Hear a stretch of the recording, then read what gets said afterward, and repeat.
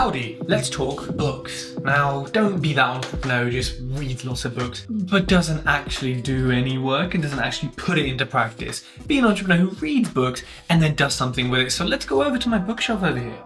Let's select some books. Now, which ones am I going to select? I'm not going to select at random because I've done book reviews before. I'm going to select some that I've recently finished. Go up here. I hope nothing falls in the interim. Right now we have this one. Discipline is Destiny by Ryan Holiday. So he did his first series, like Obstacle is the Way, Ego is the Enemy, and then he's got his next series, which is Discipline is Destiny, Courage is Calling, Stillness is Key.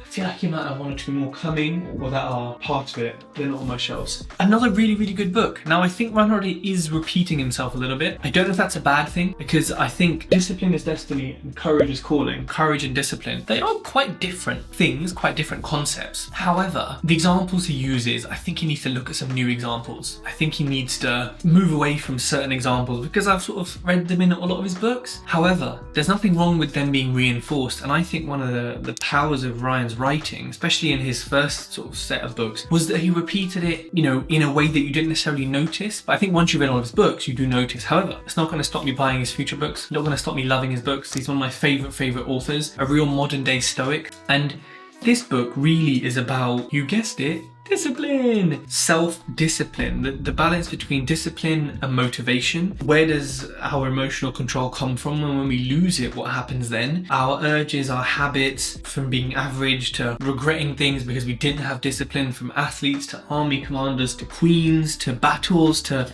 There's so much in here that I think it's not like a modern sort of book on discipline where he just shouts and says, get up at 5 a.m, do this, do that. It's a lot more of a philosophical look at discipline. And for me, I think that's quite nice, but it is also quite soft. Like, you may, read some of it and kind of, maybe you want to be shouted at. Maybe you need someone to say, oi, get up, do this, go do that, do your exercise. Stay hard! This isn't that.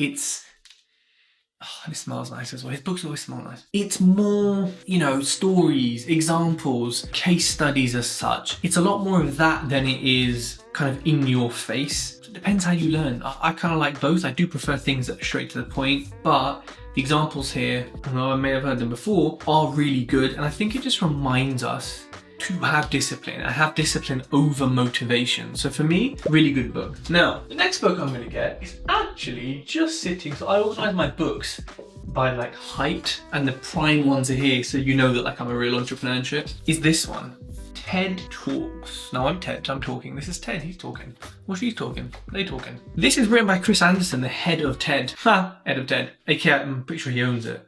That's what he covers in the book. You know what? This is a bit of an undercover book because I've not really seen it on people's lists. I've not really heard anyone recommend it. I have a feeling On the Way to the Maldives, which is a very long journey, but it's a very beautiful place. It's paradise, right? I just picked this up in AA Smith in Heathrow Airport and was like, well, it's the head of TED, it's gonna be good. Because there's another book up there called Talk Like TED from someone unrelated, which is really good as well. But this, listen, I don't fold pages in my books because it annoys me, but so you can see all the folds in there. There's a lot of folds in here, because there is so much information here that I can use and I can take forward. A lot of this is this is different to the Ryan Holiday book. This is very much like wham bam. There are examples. He does give you excerpts of people speaking and stuff. There is context and it's very well written, but it is very much right, here's 6 tips on how to introduce your talk. Here's 4 ways on how to bridge the middle. Here's some do's and don'ts. It's very prescriptive, and I really, really like that because it's straightforward tips. The speakers that he quotes and the bits that he quotes are really useful in kind of illustrating what he's saying, because obviously when someone's not speaking to you and you can't hear the things that they're talking about, it can be a bit more difficult to understand that. So for me, really, really good book. If you want to be good at public speaking, looking at my books here, really, it's this book, which is just called TED Talks,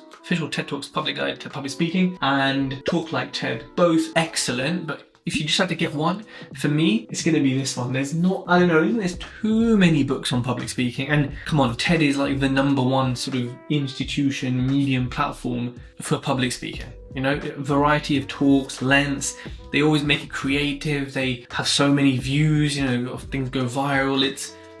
it's the kind of people you want to learn from. So the next book, something totally different, and something that's, I actually don't think it's been written recently. I think it's actually a fairly old book, because he's now on podcasts and stuff with Stephen Bartlett. And well, Stephen Bartlett's invested in his company. Yeah, 2016, The Diet Myth. Now look, you know, when it comes to nutrition and fitness and health, 2016, outdated, right? Like this might as well be in the bin, because research changes, things change. Yes, to an extent, and he's admitted, you know, some things have changed since then, and his views have changed. However, I think there's still some really good information in here, and yes, you know, there are bits that may need tweaking, but, you know, for a sort of all-in-one kind of guide on food and diet and maybe even health, this is interesting. You know, I think it's worth a read, and I also think it doesn't, I mean, the font is fairly small, but I don't think it's too scientific. I think it's actually fascinating. You know, it's that scientific that's really interesting, not,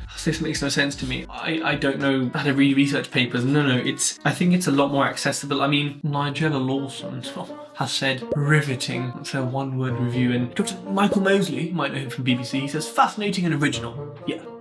So that's pretty good. The Daily Mail says it's compelling.